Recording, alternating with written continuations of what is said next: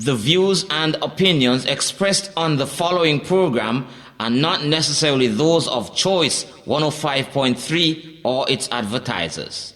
Your views, your opinion, your voice. Tune in to Choice Community Radio 105.3 FM on Saturdays at 1 p.m. for the talk show that tackles the major issues on target. Join former members of the Nevis Island Administration and St. Kitts Nevis Federal Government as they discuss and debate today's issues with the listening audience. Also expect special guests, panelists, and friends. Participate by calling phone lines 869-469-5300 or overseas phone line 203-983-8903. Listen live on www.sknclt.com. Be sure to tune in to Choice Community Radio 105.3 FM each and every Saturday at 1 p.m. It's On Target with the Honorable Dwight Cozier, the Honorable E. Roberto Hector, and the Honorable Patrice Nisbet.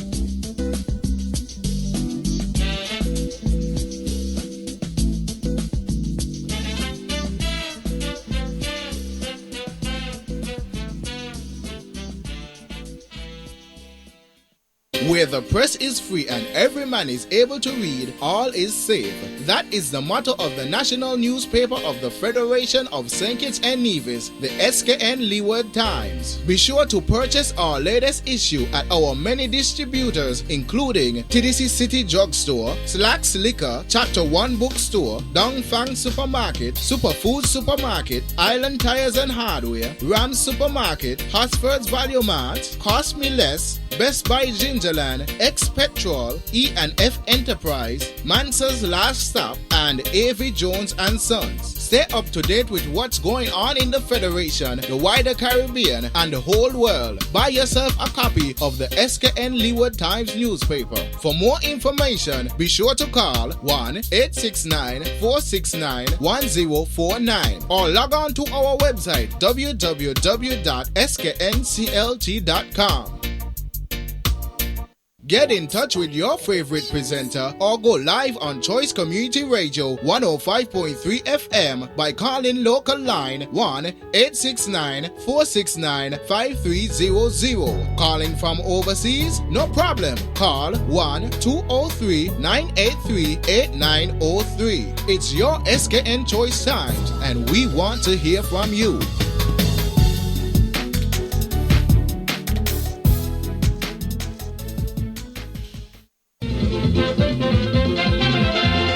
Power rules the world today.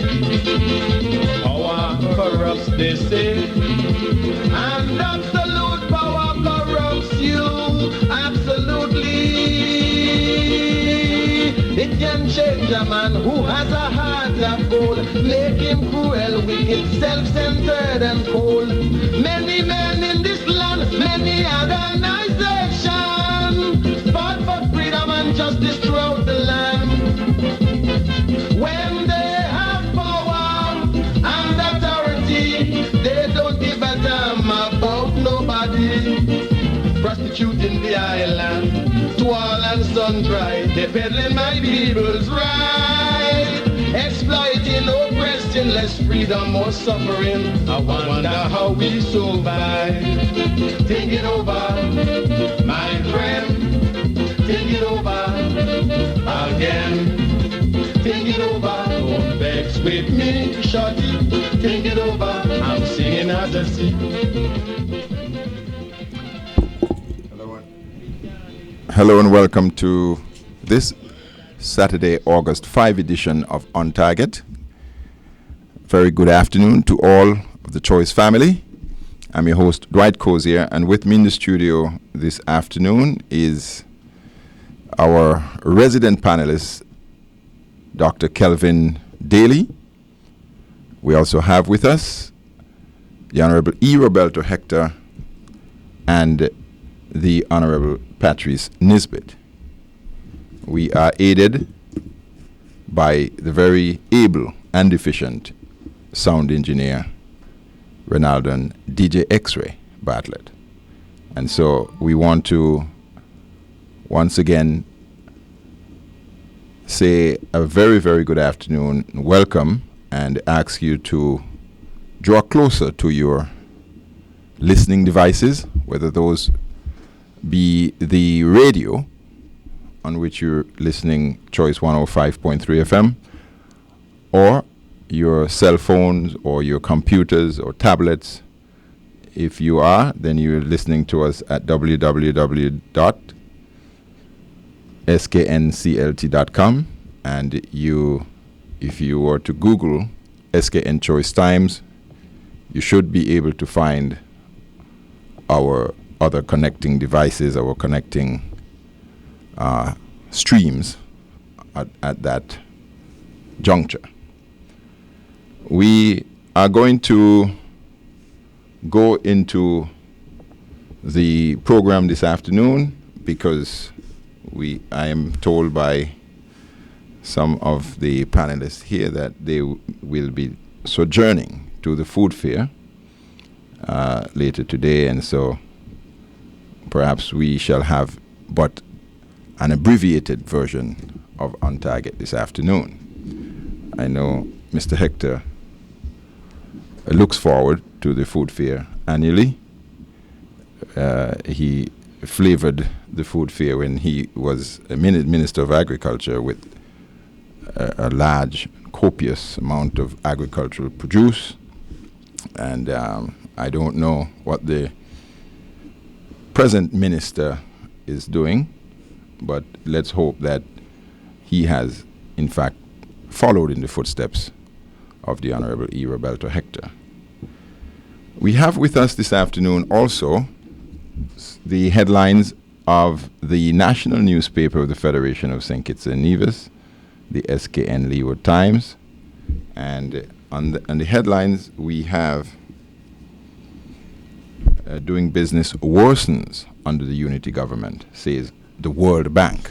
So the World Bank has given the verdict on our economic affairs here in St. Kitts and Nevis, and their verdict is that doing business under this government, the unity government, which includes the CCM government of Mark Brantley and Vance Amry and Alexis Jeffers,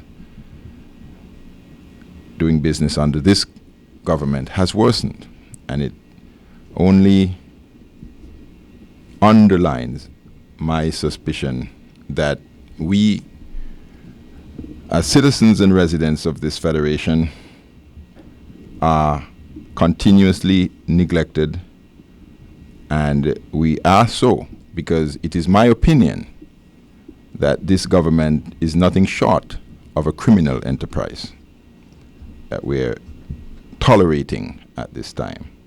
And when we examine the facts, when we examine the events that has been formed over the recent months and indeed years, that is the conclusion that I have come to, and it is a conclusion that I believe many are now believing to be quite true. We also have the headline, unaccounted EC $10 million in PLP campaign funds, still no answers. And that story is on page 4 of the national newspaper. We have also on page 8, the new Bastille High School could cost $80 million, and that's the opinion of a very well-known architect and engineer in the Federation of St. Kitts and Nevis, and he gave his opinion to Win FM sometime this past week. We also have headlines from the St. Kitts Nevis Observer newspaper, and we shall be looking at those as we move forward also into the program, as they become more accessible to us. Without any further ado, I want to introduce Dr. Daly to give us his words of introduction and let us know what's on his mind generally today. Good afternoon, Mr. Cozier, and good afternoon to my colleagues here in studio. And of course, good afternoon to all the visitors who have come home for Culturama, all those who are listening us via internet or via radio. And I'm certain that they wondered whether, Mr. Cozier, we were going to be on here today, given the huge food fair, the annual food fair called Tremor Food Fair, that sits on this date. But as Mr. Hector has alluded to earlier in studio, persons have been texting wondering what our delay, if it means that we would not be coming on here, because this is a lunch for many of the persons on this island. I know Mr. Nisbet walked in here with some sumptuous smelling goat water a few moments ago and had us all drooling. But this program here, this Saturday ritual between 1 and perhaps 4. I know we speak often about abbreviated programs, but sometimes the issues get so hot that we have to be continuing the discussions. Today, Mr. Cozier, there are a few things on my plate that have worn some holes in my heart for the last week. And of course, it's one of the issues is germane to a lot of persons suffering on this island with the power issues, the power problems. And I know we often speak of the power outages. But today I would want to address one of the consequences that occurred at my family's residence or former residence on Prince James Street on Monday. And perhaps those listening would be reminded that we are in the same boat at the same time, suffering from a government that has paid very little attention to that aspect of the power surges and power outages on this island. And of course, there was some sad news that agriculture will be suffering yet again, because we have not paid attention to the driving forces that guide agriculture. And so we will speak a little bit about the changes at the top, but specifically at the Permanent Secretary's office. So while I'm glad that he's leaving, I'm certainly, agriculture is glad that he's leaving. Perhaps the consequences of that departure, I know it's kind of hard to believe, but it might just get a little worse before it gets better. And so we will address that issue. And lastly, Mr. Cozier, I'd like to speak a little bit about the pier at the ongoing saga of the pier at Gallows at Mosquito Bay, because there's an article appearing in the Observer that speaks volumes as the incompetence of this minister, the Honorable Alexis Jeffers, taking us all for fools by proclaiming to the world that this pier development at Mosquito Bay will generate 60 new jobs. I think he meant 6. I think he meant, you think he meant 6? Maybe 6. I don't think he can generate 6. 2 officers and security. Well, he's saying NASPA is the governing body that will orchestrate the movement in and out of navies through that pier. So he's saying they're going to create 60 new jobs. Engineers, architects. You know, I really can't wait for the consultation, because I really like to see. Yeah, I guess they've been drawing every day because of the engineers. But we'll look into that in more detail. It's an article in the Observer, so those who have the copies, they can read it for themselves. And that's a point of interest, like I normally indicate. This is August 5th, and I understand that there's a call being made by the Honorable Alexis Jeffers to secure a barge for shipping aggregate. Another shipment, Mr. Cozier, down to the wonderful island of St. Martin. 8 months. So we have now, this is the 5th month since the last shipment. And so he's looking for a badge. And, I hope he finds one.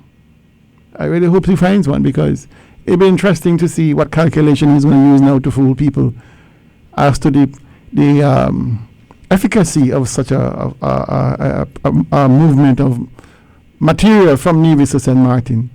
But this time I hope he gives us the cost, the value of the material, and the profit he intends to make, because maybe it's different this time. Maybe he can save some money on the shipping costs, or the movement costs, or the crushing costs. Those, in my view, remain fairly fixed.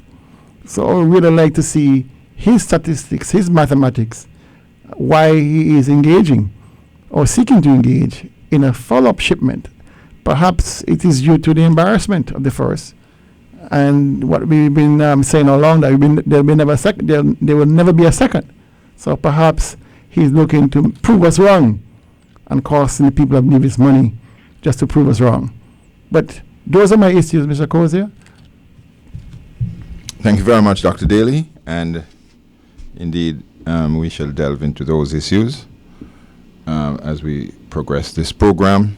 Without any further ado, I want to call on the Honorable E. Roberto Hector to give us his opening remarks. Good afternoon, Mr. Cozier. Good afternoon to my colleagues and to you, the sound engineer. Special good afternoon to those of you who are listening, wherever you are in the diaspora. We want to say to you Happy Culturama greetings on behalf of the On Target crew. As we always say here, it is the opportunity on Target for us to add our voice to the nation's debate. And indeed, there's quite a bit that we can speak of today. As I say, Happy Culturama, I would want to touch on the $1.7 million. I know Mr. Nisbet promised the public he'll tell you how he would spend it.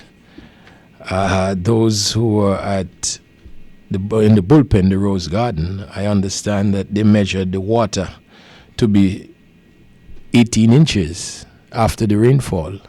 So in the 1.7 million, it doesn't seem as if any plan was made for any drainage whatsoever.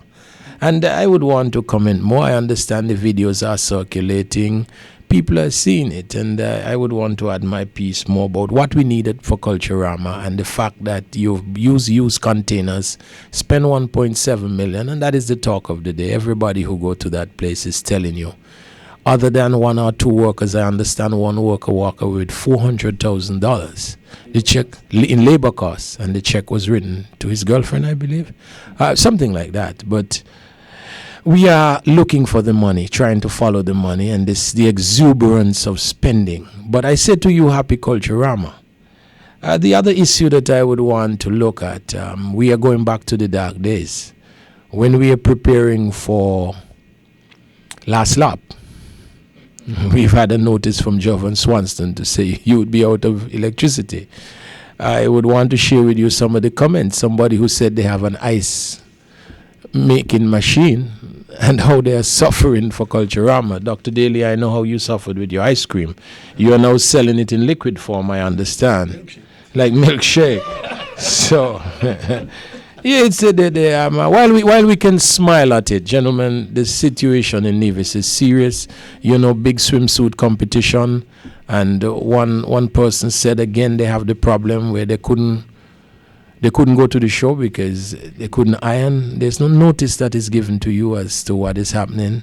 Then we had the Soca Monarch show. A number of persons said they reached late because they're not coming out on a Culturama. And you have an outage. So this is like a blockout now we're having, and you're still not getting any word. So I would want to take to task.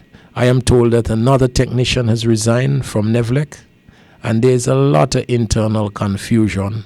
I understand the manager has been exposed in that they found out that visitors, I think it was some training program, and he refused to pay lunch.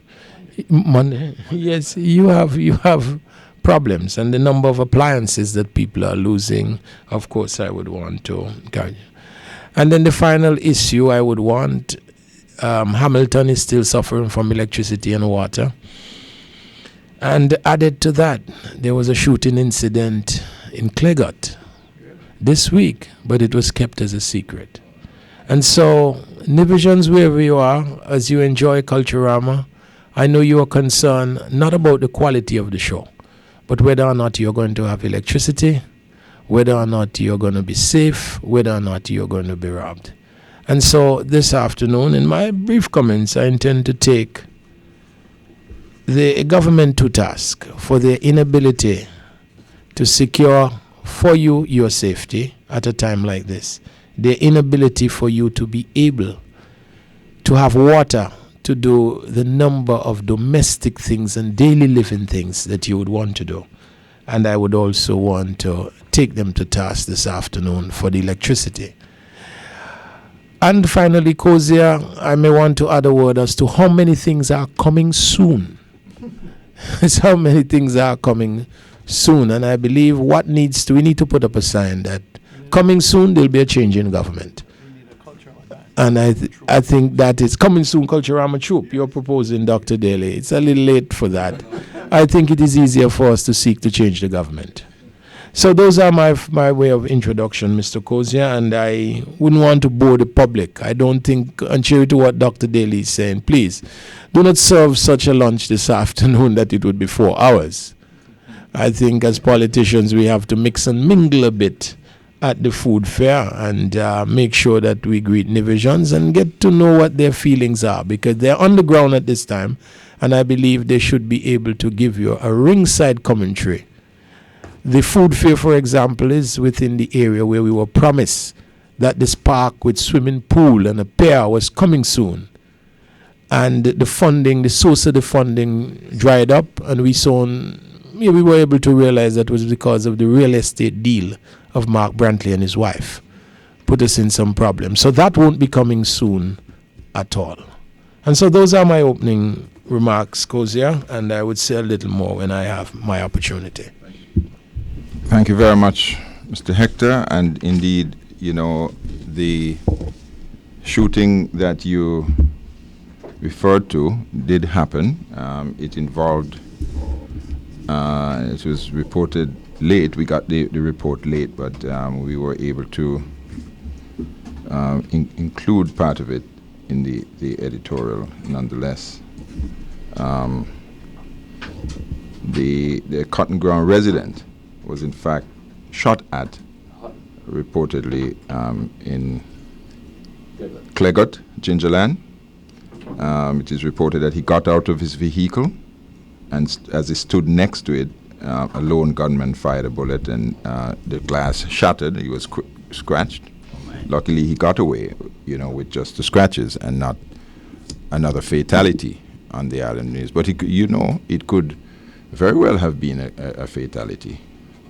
And I believe the hand of God was on young Answorth Hutton, and he was able to make it past that fateful event. But crime continues to stack the land. And that is something that, is not in dispute in the island of Nevis. But what we have is the fact that the government seem to continue to ignore or downplay. We have heard the Prime Minister in St. Kitts say crime is trending downwards. Crime is trending downwards.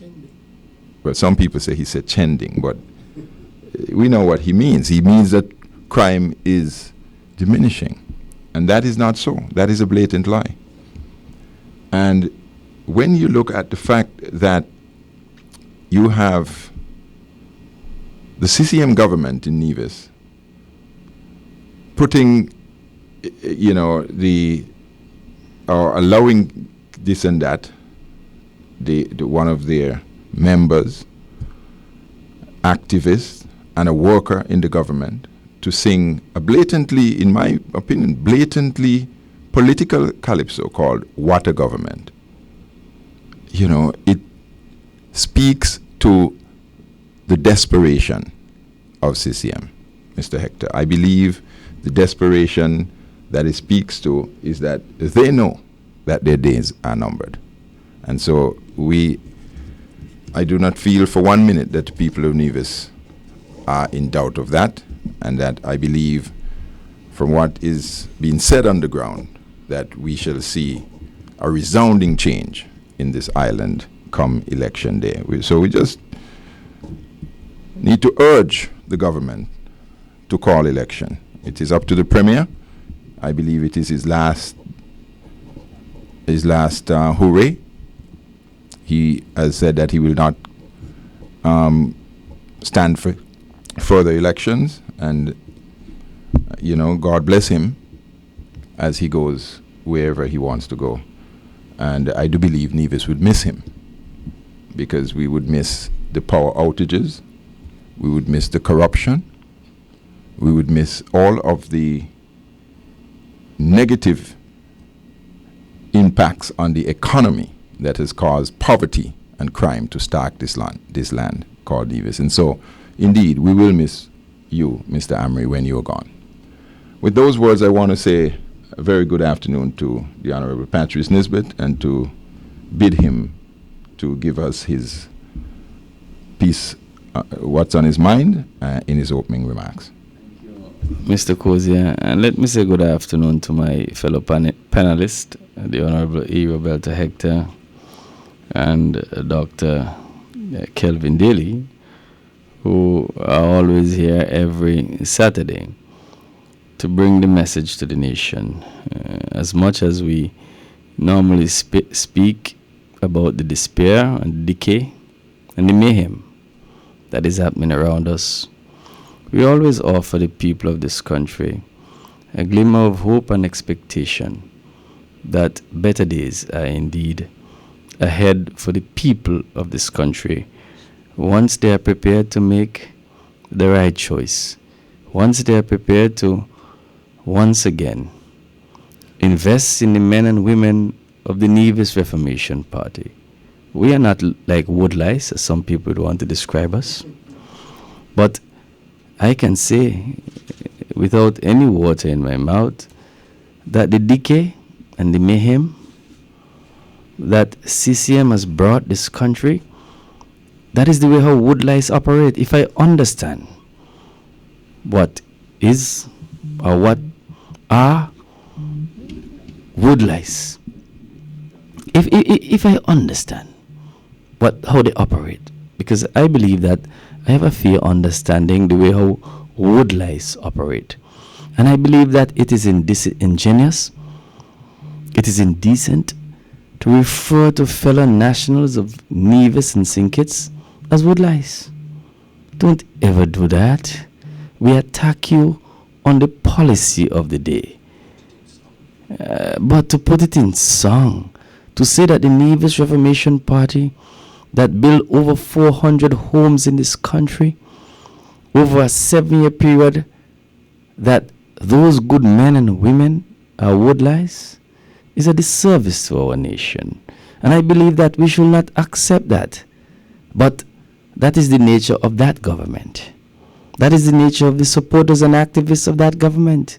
So when you see man singing and say, thank God for Premier Amory, they're singing for their supper. Because Mark Brantley fired you from the Nevis Cultural Development Foundation, and who hired you? Fancy Amory. And so I am not surprised if you say, thank God for a man who has given me a job, who has allowed me to continue to make bread in my land. So I'm not surprised about that. And I can go on this afternoon to deal with that song about what a government, because I've listened to it. And I've realized that it is so empty. It speaks some very general things about opportunities and jobs, but how many opportunities have been created? How many jobs have been created? What have they done for the people of the country? But I will not tarry much longer at this point on that song. But just to bring my issues. Mr. Cozier, after 47 years of the Christina disaster, I believe that the time has come for us in this country to reflect. To reflect on what impact that disaster had on the nation of St. Kitts and Nevis, and more specifically, the people of Nevis. And I believe that we need, as a nation, and maybe as a political party, the Nevis Reformation Party, we need to articulate and pronounce some formal policy as to how we are going to treat those families who suffered, who were victims as a result of that disaster. Because it's all well and good to build a memorial. It's all well and good to each year to have a ceremony or to go on a ship and throw overboard some flowers. It's all well and good. But families up to today, 47 years later, are still suffering as a result of the impact of that disaster. And I believe that the time has come for us as a nation, as it is done anywhere in the world, because I believe those families who suffered as a result of that disaster at 9/11 in New York, they have already been dealt with adequately by the United States government. Their government has already dealt with them. And so we need to deal with this very important matter that is so much etched in the psyche of the people of St. Kitts and Nevis, and more specifically, the people of Nevis. And maybe at some point in time in our discourse here on Target, we may throw around some ideas as to how we can bring, as Dr. Daly would have described it, some closure to those families who have suffered. I mean, to go and do a photo op, maybe with Franklin Brown and the gentleman from Cotton Ground, Azzy, that's all well and good. But there are other families who have suffered as a result of the losses that they suffered from that disaster. Mr. Kozia, you know, in St. Kitts, we saw what happened. People told you they went to Venezuela and they brought money to compensate those workers who lost their jobs, their employment. Some of them were not even in the working at the time of the closure of the sugar factory. They had long retired. Some people have long died. And they were able to get compensation. And that was attributable to the closure of the sugar factory in St. Kitts around 2005. And nobody died as a result of that. $16 million to pay for somebody who living. Exactly. And I believe that the time has come for us seriously as a nation to address this matter. So, because there are some other issues. Herbert's Beach, I understand, from the front page of the Observer newspaper last week, is now in the hands of the government. They are boasting they own 14 acres of land at Herbert's Beach. I understand that Seth Foster made a call to Nevis last week. And he says, listen, the last time the government valued my property, it was at 10 million. So we know today that the starting point in terms of compensation for the lands that the government has acquired is at $10 million. The starting point. Because if Seth Foster was supposed to pay stamp duty, he would have had to pay $1 million into the coffers of the Nevis Island administration when there was an order made in our courts in relation to that matter. Seth Foster is the owner of the lands. Former owner of the lands. He's no longer the owner of the lands because upon a subsequent publication of that notice of acquisition, the lands vest into the Nevis Island administration absolutely. So it is our lands now. But it's more than just our lands. We have to go beyond that. We have to pay for it. And the starting point, so when the minister was taxed last week in the newspaper, he said he couldn't disclose how much money they were going to pay for the land. But I'm going to tell you, the court records indicate that the last valuation done by this government in relation to those lands was at $10 million for stamp duty purposes. And so this is a very expensive exercise. Doesn't care. Because it's not his money. Bought a house for he's saying now in the newspaper, the purchase of the lands was 3.5 million EC dollars. But I'm told it was more. But that is what he says in the newspaper. He got a grant of $5 million from SIDF. The lands cost 3.5. And he's going to build a pier. I don't know for how much. Because he said he doesn't even know if breakwater walls are required. So I don't know where we are going with this exercise. And Dr. Daly said he has some things to say, so I'm going to leave that. Because he says he's going to generate $3.8 million from this project over a 5-year period. He has to be in sand. Yes, sand grains. Because when you look to where he says he's going to get the money from, there's only docking fees going to be paid to the government. Only docking fees. So I am at loss as to how he's going to generate that for the government, $3.8 million. Because he's trying to justify an investment. He cannot use what private people are going to generate to justify his investment. Because private people, monies are going to private people's pockets, not into the treasury. So we'll move on. Mr. Kozia, Nevlek was having training. Well, I had no power. My God. Has to be they were training to put the power on. Imagine power out. You had rolling blackouts in Nevis. And they tell me Nevlek was in training. But, listen. That's what I was wondering. And they said they were training about the 3.5 or the 3.8 Watsilla generator. But what you do? Install it first. Because we are not the ones who are installing it, Professionals are coming here to install it. From Finland. And one would have thought the best thing to do, if you are thinking about training people in the use of this Watsilla, send them to Finland.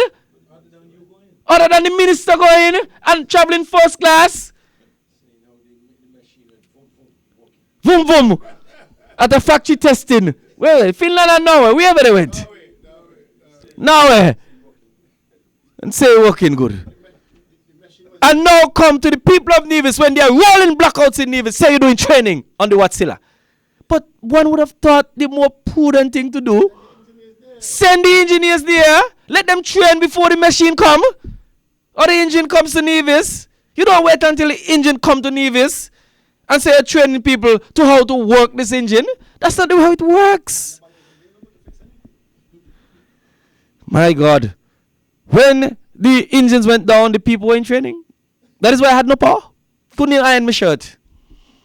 That was the harsh reality. And on Thursday night, the power went out at minutes to 8.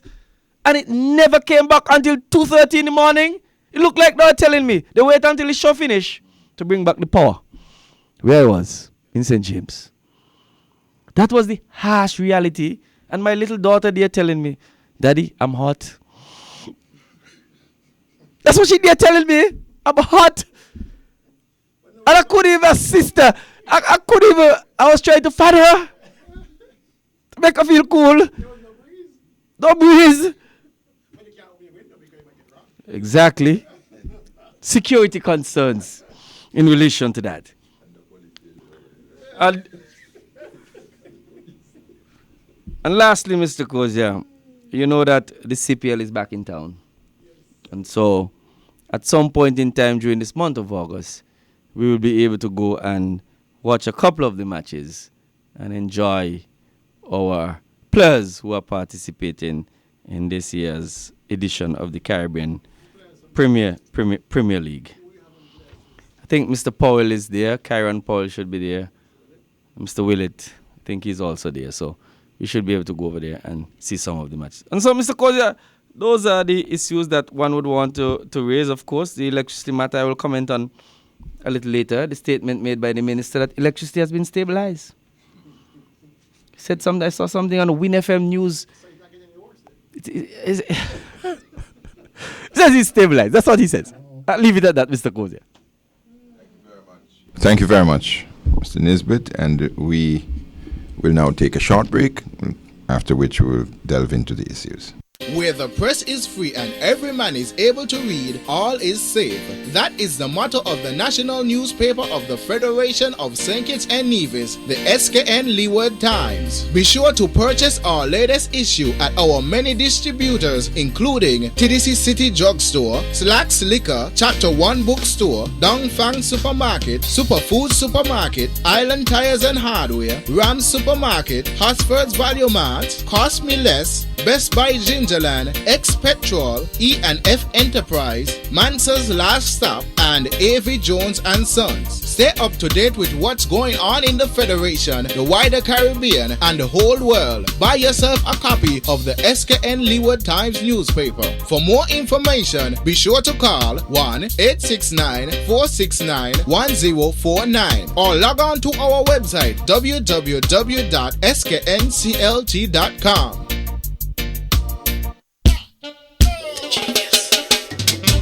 Feeling thirsty? Need to beat the heat? Then come on into Nevis Spring Water at Cedar Trees and get just what you need. We sell small, medium, and large bottled water, cold or room temperature. We also refill your large bottles. We sell empty bottles of all sizes. Call us at 469-5011 to place your orders or for your delivery services. Nevis Spring Water, the only thirst quencher.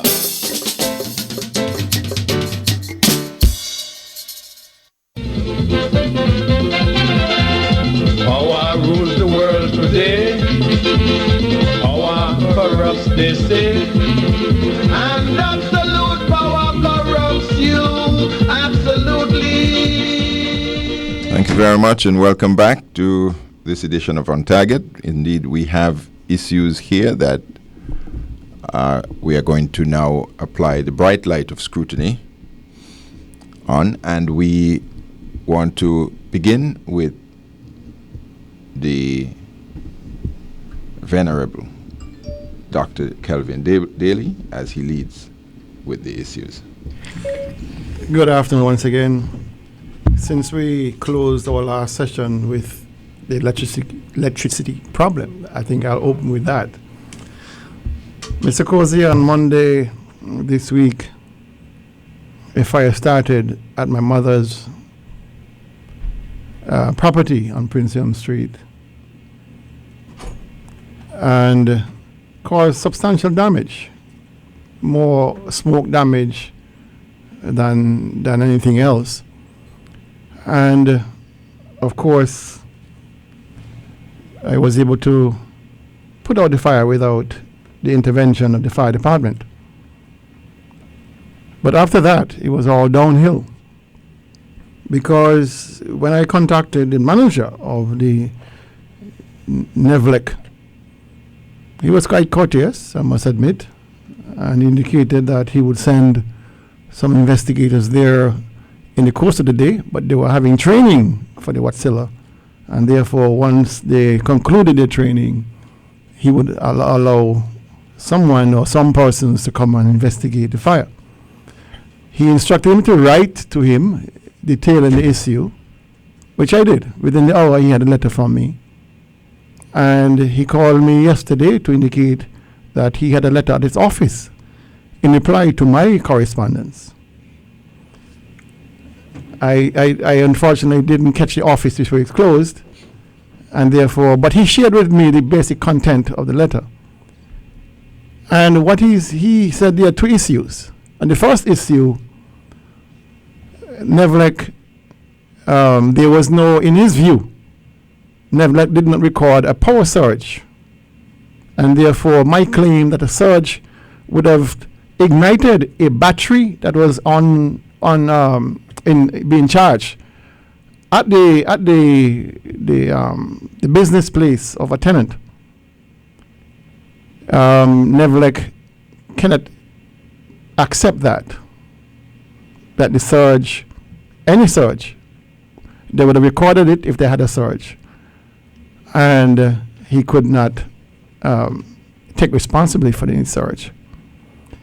The argument is, what I got gathered from the gentleman, he didn't even know that there was a power outage in Charlestown. He assumed power was on, and his argument was, well, if the power was on, if there was a surge while the power was on, he would have recorded it up there because they have such equipment. And I had to inform him that there was no power in Charlestown at the time. The power went off around 7:30. It tried to restart itself shortly thereafter and then finally died. And in that instance of it trying to reboot itself, it ignited, it caused a voltage surge in a battery pack, in a phone, on a workstation, ignited the workstation, and the building almost burned to the ground. Now he's saying to me, prove it. How can you prove a surge? You really can't. And this is the issue most persons are faced with. They're telling you, prove it. Unless you have a measuring device at that space and time, and a camera explicitly trained on that device for when it explodes and causes a fire, how can you prove it? But it coincides exactly as when the surge, when the power went out, attempted to come back, and then finally died. Circumstantial, of course. But if the fire had started during the night, I would not have a building to go to. Right? I've been advised by 2 lawyers here that circumstantial evidence can convict people. And has done so. So my position is this. And in the instances, you have a surge that ignited a battery pack, which ignited a workstation, which ignited the building. Because prior to that, there was no fire. It's only at the time of this fluctuation in power that you had this thing occurring. And luckily, other tenant called to inform me there was smoke coming from the building, and I was quickly able to get to the site and put out the fire. But then substantial damage had been done. All of the lighting fixtures were melted. Smoke damage everywhere. I've already gotten the bill for the power washing of the building. And now to have now painted. And Mr. Swanson is telling me Nevlik is not responsible. And he said, even if there was a surge, this is the point that got me, Mr. Nisbet. Even if there was a surge, it says in the fine print on the liability clause in their documents that Nevlik is not responsible for any surges. You as the homeowner is responsible because you are supposed to put the devices like suppressors in between your appliance and their supply to prevent any damage. And he said people should know these. He said people should know this. But I said to him, Mr. Swanson, this is really unfair because we are not living in normal times these days. The surge is occurring all through the day. He's saying persons should plug out their stuff. But then the stuff will remain plugged out all day because we do not know when the power is going to go and when it's going to come back. And most persons try to do the right thing by unplugging. But sometimes you're so desperate for a little power. You leave your fridge plugged in, hoping that when you're away, the ice will form to get a cold drink when you come home. And he's saying, that's a bad idea. Leave it plugged out. Because you never know when the power will come back and mash up your stuff. And so persons in Nevis are screwed. They are screwed. Because you cannot tell anybody here in Nevis who has suffered from the surges that the voltage fluctuations, Nevlik is not responsible for. You, as a homeowner, is responsible for those. I never knew that. I never knew that. So even if I had evidence of a surge, Mr. Cozier, it still will not suffice because their out clause, their disclaimer is that they're not responsible for any power fluctuation that causes problems with people's appliances or burns down their house. So if my mother's property was burned to the ground, it'll be at my cost, the family's cost, and never could be no responsibility whatsoever. I think that's just shameful. And when the NRP government gets back in power, we have to seriously look at that clause. Because I asked him clearly, I said, has anybody ever been compensated by never for any cause? He said, yes, they have paid out money for negligence and blah, blah, blah, but not for that. Not for that. Imagine you have a utility company that's supposed to provide safe, usable power, and they tell you, just in case there's a surge and something burns to the ground, they're not responsible. You as a homeowner is responsible. I didn't know I generated power. I didn't know that I generated power. And so I am left now with most divisions who have lost compressors and other equipment to bear the cost all on my own. This is not how I envisioned that will end. And so I'm appealing to those persons in Nevis. Do not, under any circumstance, plug in your fridge or your stove or whatever else when you're not at home for fear that the voltage may knock them down and then Netflix can tell you that they can't pay you for nothing. Mr. Coz, I move on. Agriculture. We have had some dark days in the last 4.5 years under this government. Very dark days. And it appears the darkness, not being helped by the power outages, is getting worse. It will get worse. I understand that the gentleman, Permanent Secretary in the Ministry of Agriculture, Mr. Eric Evelyn, has thrown his hat definitively into the political ring. And he will try to get the nominee to be the nominee for to run in the local elections in St. George's. There's still some confusion there because another gentleman, Mr. Truss, is still very much interested. And so there's a bit of confusion, but he's confident enough to have retired from the Ministry of Agriculture as the Permanent Secretary.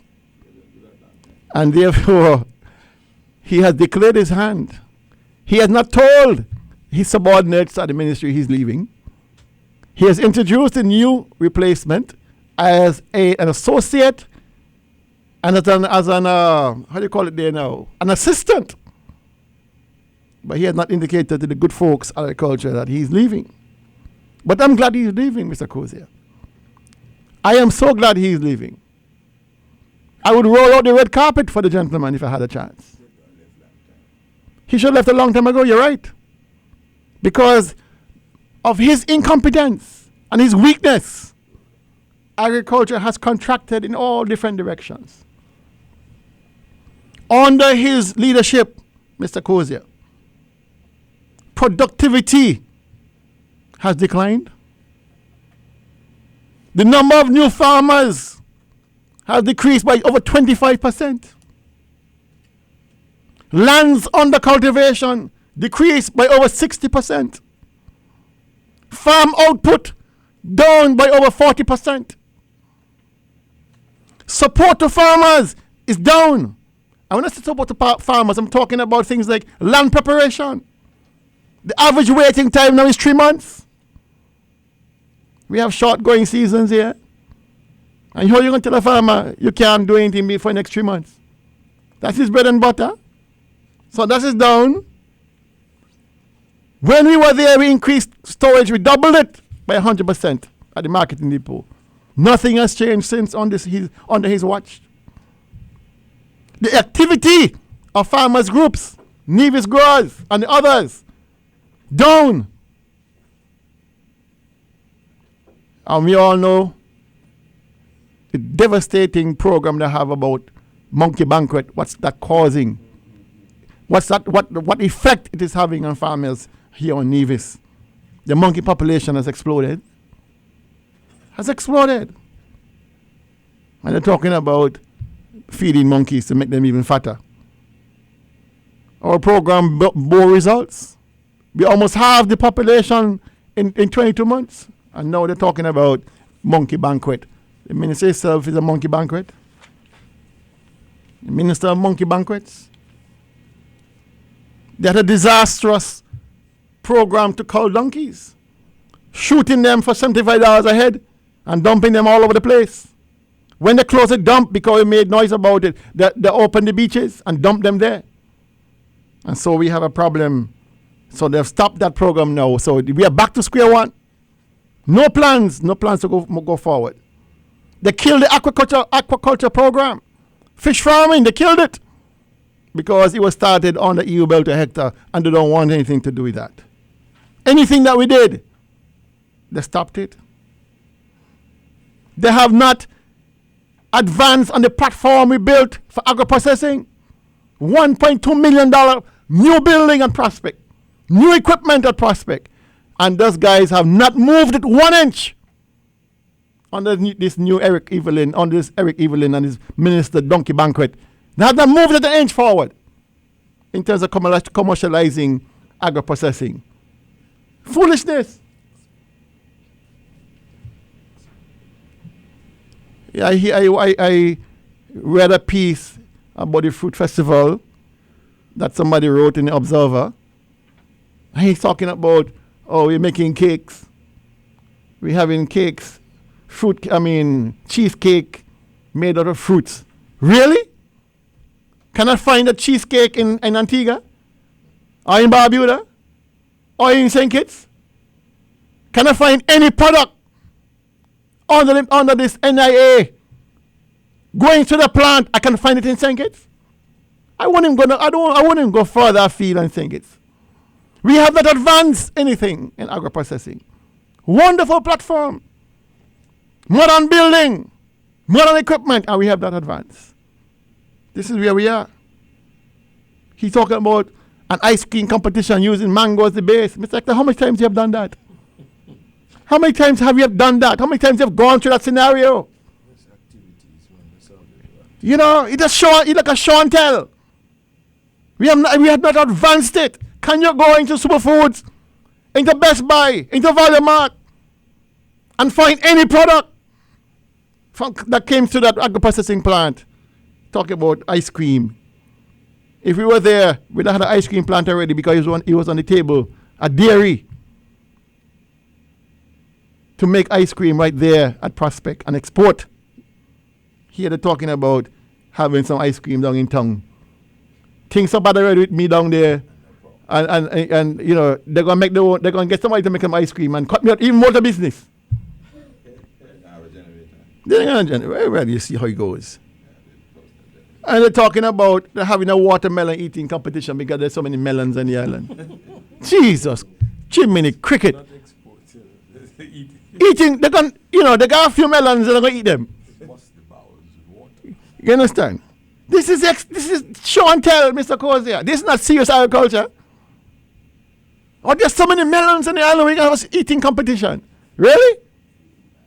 How about turning that watermelon into a finished product, into a value-added product, and send it down to St. Kitts or Anguilla and Martin? Give me a break. They're going to send aggregate, of course. It's easier. Don't have to cost anything. But, Mr. Kozia, the gentleman who replaces Mr. Evelyn, I love the guy. We have been friends all my life. Mr. Huey Sargent. But they want to fool people in believing they've given Huey a step up out of being a director of communications at NNC to being the PS of agriculture. They want to make people believe it's a step up for Huey. It is a step up for Huey because, of course, he got a higher pay grade. But Huey, if you ask Huey honestly, and he will tell you honestly, I'm out of my depth. Huey was there when Minister Hector was extension officer. How many years ago, Mr. Hector? 20 years ago? When Mr. Hector moved off to go to law school, he left him as a trainee.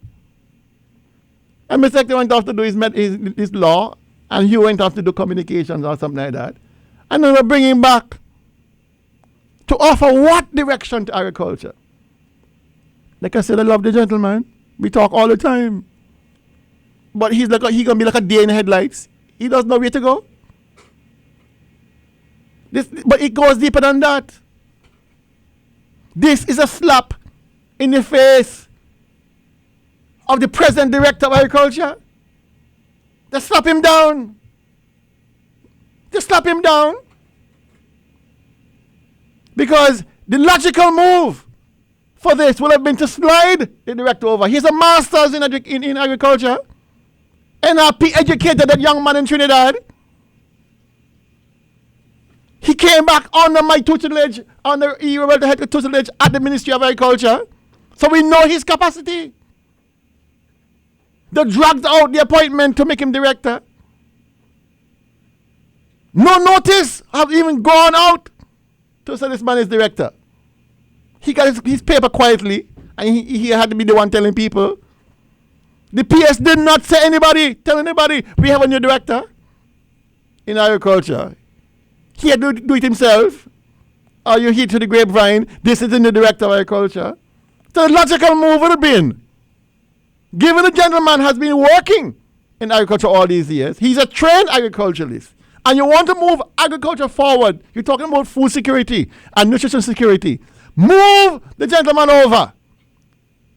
Slide another gentleman, who I won't call his name, into the director position. There's a vacancy in communications. If you want to bring Huey into agriculture, there's a communications desk that is vacant. What Mr. Avery needs to do, his communications officer, upgrade it and put Huey there to continue into his craft and expose persons to what the agriculture department is doing. But instead, they want to slide Huey out from communications and perhaps slide this and that in there. What the government? A man who has been let go as director of culture, cultural foundation, is now being considered to lead the director of communications. Jesus wept.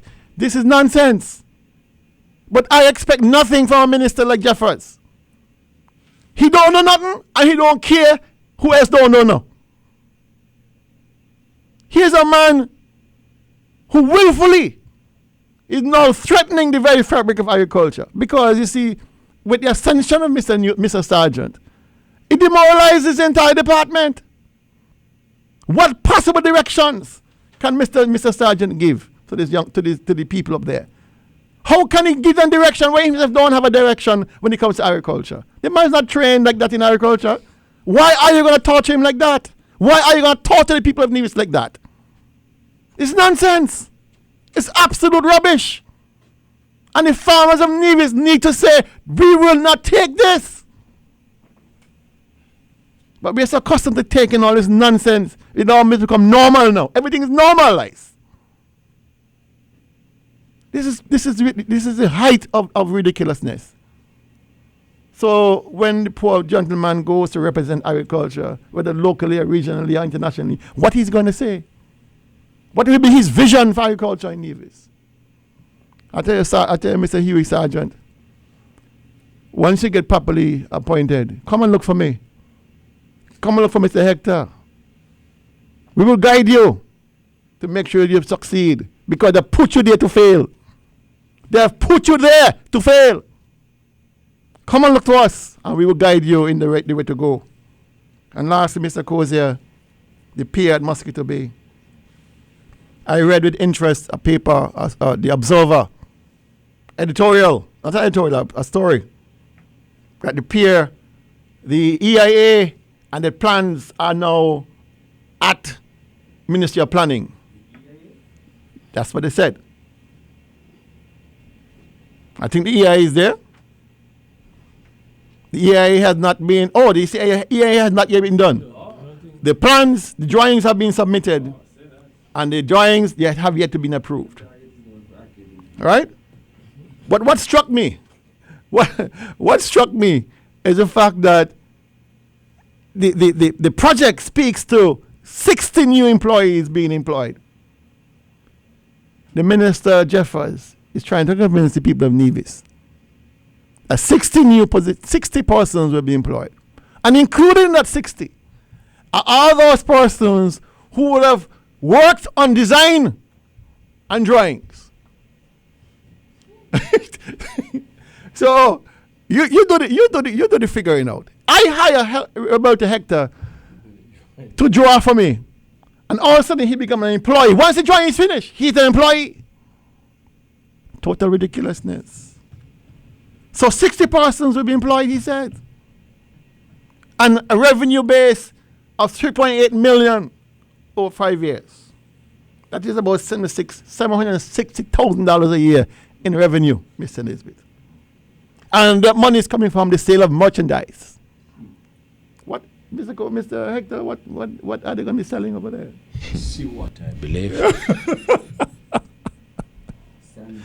Sand dunes and seawater. Maybe mosquitoes and sandflies. Because yes, there's some sea grapes on the hill. But I visited the site just recently just to get my bearings. And exactly where this pier is to go, families were splashing and having a great time. Having a wonderful time.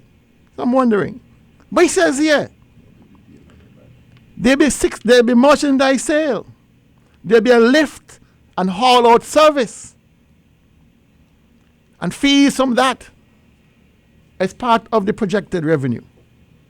So I'm wondering whether the government intends to invest in lifts and haul out service.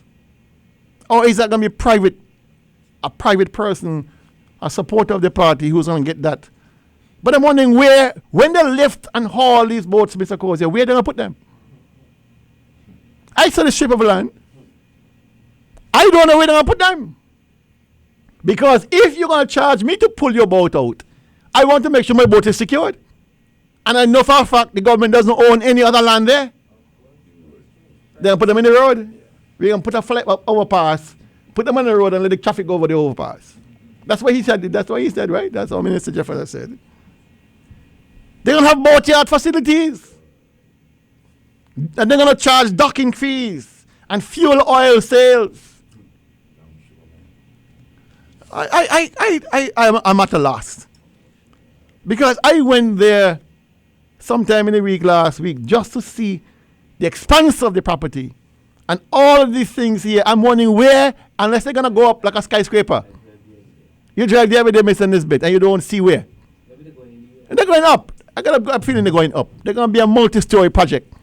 Because I cannot see in the life of me how all of these things are going to fit on a piece of land and how planning of our people will approve something like this. Worse have happened because I've seen now with the issue down there at Paradiso where condominiums are built almost into the sea, 40 feet from the surf line, where the drawback, the fallback is over 100 feet. So anything is possible with these guys. Anything is possible. So I don't know where we go from here. Persons are waiting for the barge to come to drive the pile so we can get an injunction against this project. But beside that, we're just in a holding pattern. The funny thing is, when I passed, there was a family reunion occurring there. Persons were there in mass. About 40 members of one family were there enjoying that same spot. Matter of fact, they parked right in that yard. And they were using the building to store their stuff while they're going to the beach. He said, well, he didn't mention the parking here, but he has to have parking. And so this is a mess. This is why they have not refused to have a consultation on this matter, because they'll be laughed at. They'll be laughed at. Mr. Cozier, I will stay there for now and give my colleagues a chance to jump in.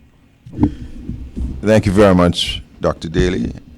And in regards to the parking, I believe that the Yarwood brothers, that Wally would want to start looking at talking to the government, because they're the only landowners there.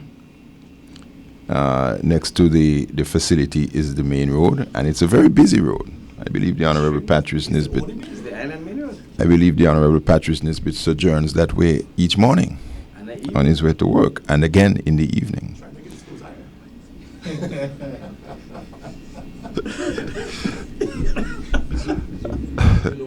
I followed him before. Yes, I believe.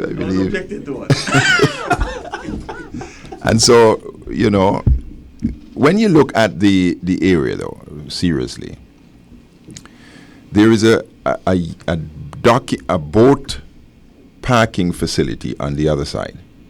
Belongs to the Yarwood.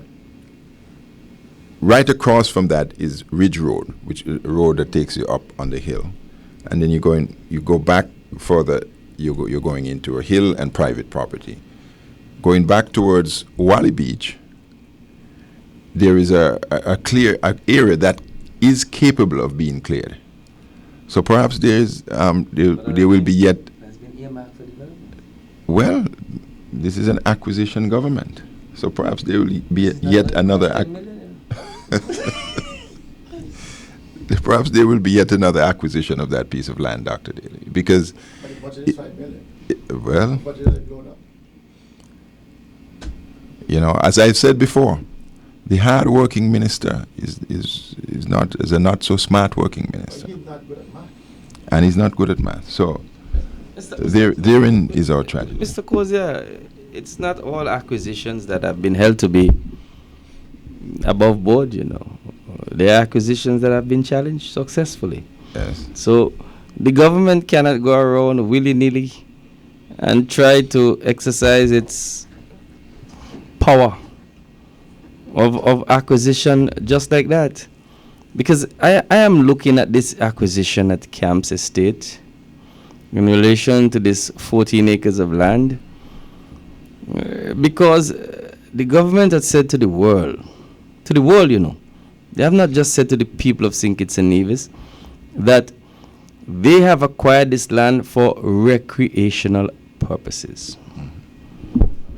That is what they said, Whatever is going to be done there has to be a recreational activity. It has to come within that particular ambit. And so the government can't come tomorrow after it acquires the land and go and build a hotel there, because that's not recreational. And that may mean that the government in its acquisition would have acted in bad faith. Mm-hmm. And that would mean that there's a possibility of litigation that can come as a result. And so this idea about having the powers of acquisition that is granted to you in our constitution, it is there.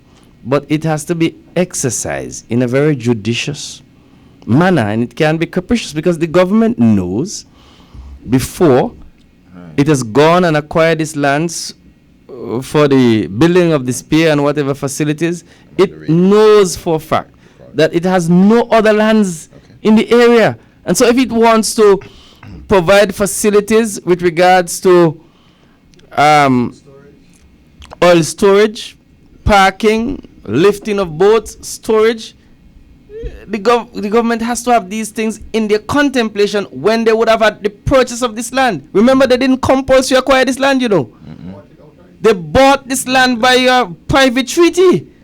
So it is going to become a surprise to anyone if they go there and acquire any other lands in the area, because they never sought to acquire this land compulsorily. They did it by the process of negotiation and by private treaty. And so we'll see how the government move in this matter. Mr. Nisbet, there's been a bid by the CCM government in the past to acquire the area there called where the Kingfisher project is slated to be. That area that the Blues Festival is now being kept on. That has been a concern of mine, because here you have a government who simply seems to have gone about thinking about acquisition simply because they can. And that, I think, is the problem. And that is in my view, the real reason why we are now faced with a reason of recreational purposes as the rationale for the acquisition of Herbert's Beach. I mean, what recreational purposes? What are they going to put a basketball courts over there? Are they going to put a track, a race track, a gymnasium, another Mondo track? I mean, what is really the matter here? We're talking about a government that obviously is not serious. I mean, is it the recreational purpose of having the Herberts bear fear over there? You don't need 14 acres for Everett Weber Herbert's party, sometimes at the expense of Culturama. You don't need that. And so why, I mean, it seems as if we're dealing with a government here that just thinks about spending money like drunken sailors when it comes to their supporters. And wherever you look, you're seeing that trend of the government facilitating their big supporters and activists at the expense of the poor people of Nevis. And I think that is a crying shame. And so perhaps the Honorable Alexis Jeffers has a plan. I doubt it. But that is what he's articulating to the public, that he's going to make 60 this area success by having 60 workers, 60 new jobs created. But no one knows where the parking lot will be. So, I mean, we simply have to wait in bewilderment and wonder. We now want... Yeah. Thank you, Mr. Kozia. Thank you so much. In relation to the acquisition, as Mr. Nisbet spoke, I normally refer to him as Mr. Constitution. He has quite a brain that he exercises. I guess he has served in capacities as legal advisor to the NIA and also as Attorney General. And it gives you the difference. It makes me wonder what is happening at this time in relation to the NIA. I can tell you, it seemed like the Joseph Parry administration would have had better legal minds within their cabinet and as advisors to deal on these things. But what I'm surprised about is that we did the acquisition of a few pieces of land. And at that time, the CCM government was in opposition. And their cue was that they were not interested in acquiring people's land and that they would move more to negotiate. And there was a great cry in terms of acquisition. So I'm a little surprised to hear that Mr. Foster would have to realize now that he's losing his 14 acres of land so quickly. Well, the compensation must come. If I understand the legislation, you would have to put in place a board and you would have to do some work. But I'm wondering if the Concerned Citizens Movement would have actually understood the process and know where they're going. Now, I cannot say that Alexis Jeffers, in my fear mind, would have done this alone. So we have to look at the entire cabinet. We have to look at the support. What is it? What recreational purpose can you put 14 acres to use with? Are you going to move the Mondo track from where it is and bring it over? Is that going to be the recreational center? Are you going to put in a tennis academy? Are you going to move Grove Park into 14 acres? And so it seems to me that there's a shortness of vision in terms of the whole activity, and I'm wondering if this was properly thought out. It may very well be again to save somebody. Nothing that is happening in the St. James riding that I believe is happening without somebody benefiting some amount of $1 million from. Let's look at the project. Busy back and forth you're going, and then when you look at it, it's the hands of a few. A few must benefit. The same people who should move the material to one end of the airport should move it to the other end of the airport. And it's a cabal. I think you describe it, Mr. Kobe, as like a criminal enterprise at work. This is what is happening in Nevis. Recently, I was in the court, and there was a young man, a bus driver, And he was called in for an increase, I think, in a maintenance matter. And he said to the magistrate, nothing is happening in Nevis for the busmen, only the truckers. So you must ask yourself, what activity would be backed upon this whole recreational purpose? Are they going to go into mining? Are we taking stones to St. Martin now? Are we carrying dirt to Anguilla like yesteryear? These are the questions you have to ask. And in my mind, I don't believe the whole issue of the acquisition is being properly thought out. Mr. Cozier, Dr. Daly said a bit about NEVLEC, and I would not want to, add much more, but to read for the general public the notice that was sent out from the manager. And in this article, he's decked out in his nice white shirt, and above his head is the caption, "Power outage with a bulb," and the arrow places itself onto the manager. And I would read for the public because I think the confusion in my mind, I would have to relate to the public. It is a statement from Jovan Swanston, acting manager of the Nevis Electricity Company Limited, NEVLEC, regarding another planned island-wide power outage. Regarding another planned island-wide outage. It reads this way. The general public is advised of a power outage island-wide on Tuesday, August 8, from 7 a.m. to 9 a.m. Please note that service may be delayed beyond 9 a.m. or restored before. The planned power outage is similar to the recent outage on July 23rd, when we actually modified the grid to make preparation for the recently acquired 3.85 megawatt engine. This outage, however, is to actually make the grid line tie connection. That is, we are actually going to make the connection of the new engine to the grid so that when it is handed over and started up later this month, all the preparations would have been made for the testing. It is important to understand that this is not the end of the installation process. As a result, there is going to be some amount of power outages going down towards the handing over date. Again, we crave your understanding and patience, and we ask you, like we have done in the past, to make every effort to protect your appliance, especially your electronic items. And that is the end of the press release.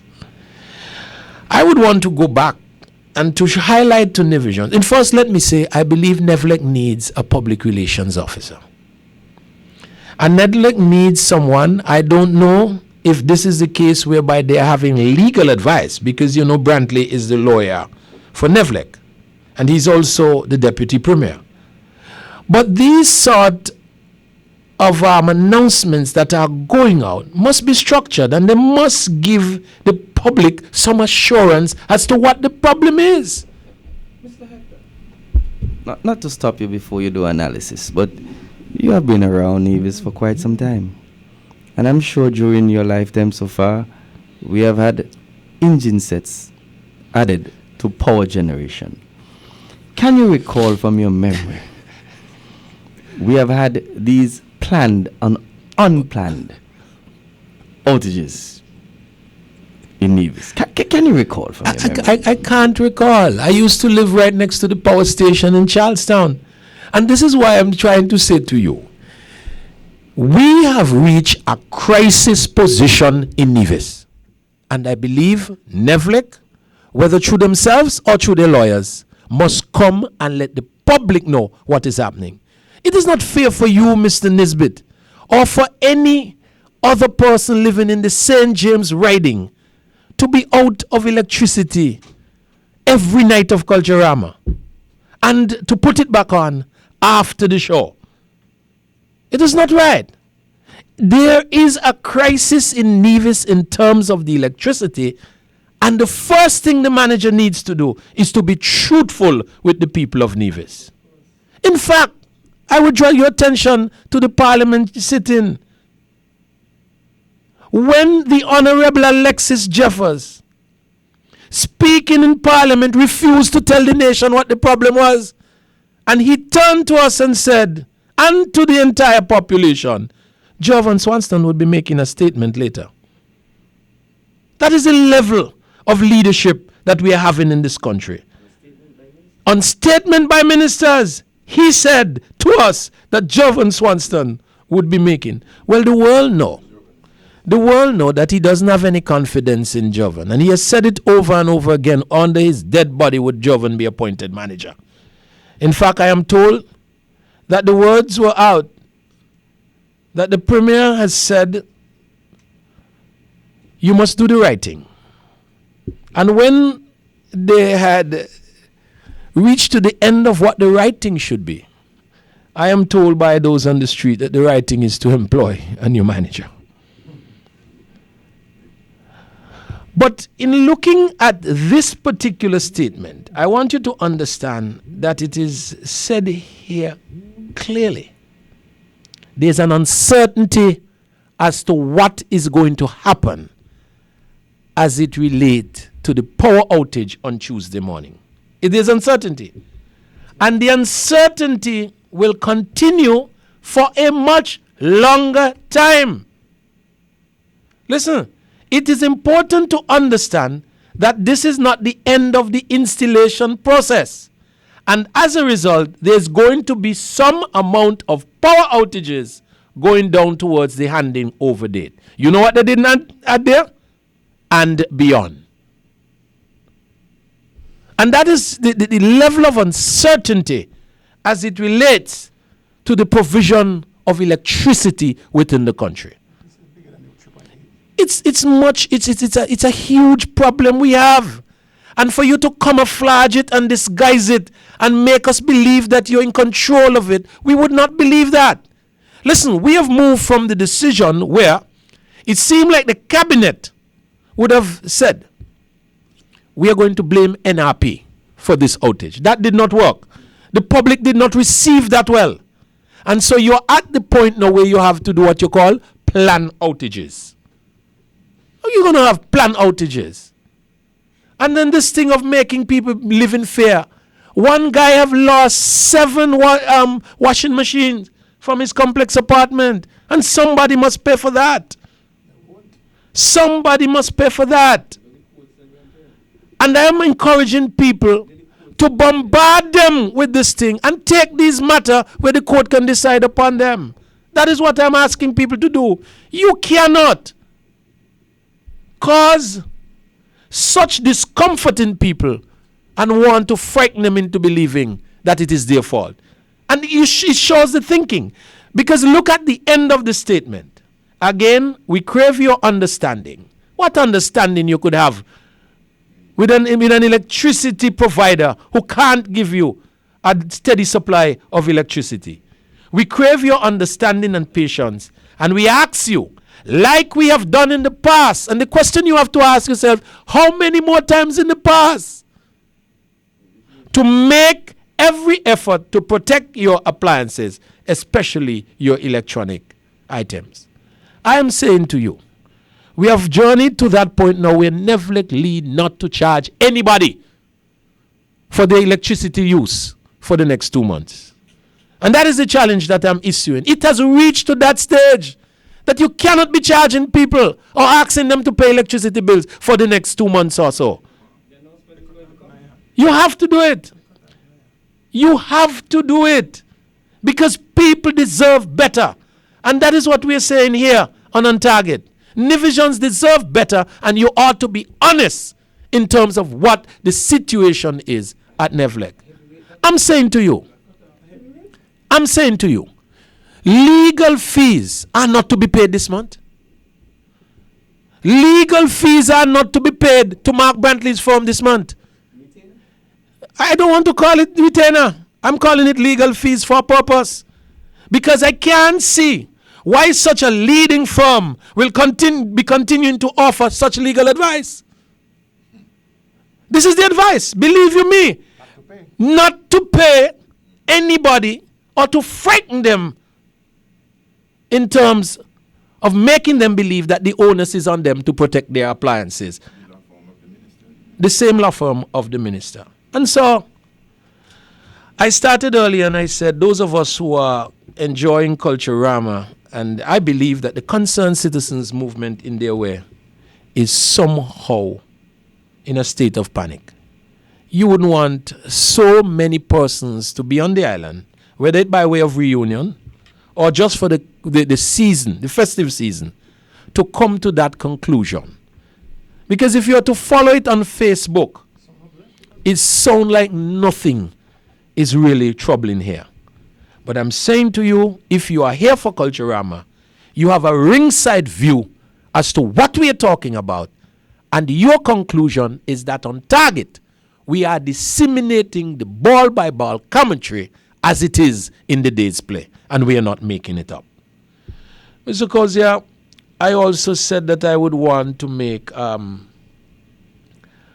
little comment in terms of the 1.7 million, and I won't want to steal Mr. Nisbet thunder, but it's really embarrassing to be in the same village where 1.7 million was spent and no provision was made for drainage. And so I've seen pictures of water inches deep within the bullpen. That never used to happen before. And it is happening now that we've spent 1.7 million. Mr. Nisbet, I know you said you would explain to us how 1.7 million should be spent in this country. Dr. Daly, you touched on the agriculture position, and I must say, like you, that it's troubling the kind of direction that the good minister is taking agriculture. I've often been criticized that I don't say much about agriculture, and I have offered advice already to the good minister. Allow the technicians because they know what they're doing, and I am one who believe that if you allow the technicians to guide you, we would have a better understanding of what should happen in agriculture and the future of food security in our country. I believe this was unplanned, and it would reflect indeed on the Department of Agriculture and our production. I am hoping that any permanent secretary would recommit themselves to the $30 million free money that was secured for the fisheries complex. That is what I want. I have absolutely no confidence in the minister in delivering anything. Dr. Daly, just this morning when I reviewed the plans and projections upon the meeting office, I saw we had expansion of the abattoir and expansion of the veterinary clinic. And so I told him in Parliament, Mr. Jeffers, I commend you. And if you were able to deliver on these things, I would have given you a pass grade. I can only say to you that I continue to offer fail grade. I don't believe in any way that Mr. Jeffers can move agriculture to the level that we would want it to be into the future. And so I know the challenges that are going to be there, and I myself would offer to Mr. Sergeant my help and my vision in order to assist him, because I know it can be very unsettling when you find yourself in a position having to look forward and give the vision for agricultural development in the country without the requisite training. Mr. Kozia, that's where I would stop this afternoon. And in my final words in closing, I would have some advice to offer. Thank you very much, Mr. Hector. And folks, we have come now to the end of this week's On Target program. I want to thank you all very much for listening. So once again, I want to thank everyone who has participated in this program and bid you a very pleasant rest of the weekend, and God bless. Your views, your opinion, your voice. Tune in to Choice Community Radio 105.3 FM on Saturdays at 1 p.m. for the talk show that tackles the major issues on target. Join former members of the Nevis Island Administration and St. Kitts Nevis Federal Government as they discuss and debate today's issues with the listening audience. Also expect special guests, panelists, and friends. Participate by calling phone lines 869-469-5300 or overseas phone line 203-983-8903. Listen live on www.sknclt.com. Be sure to tune in to Choice Community Radio 105.3 FM each and every Saturday at 1 p.m. It's On Target with the Honorable Dwight Cozier, the Honorable E. Roberto Hector, and the Honorable Patrice Nisbet.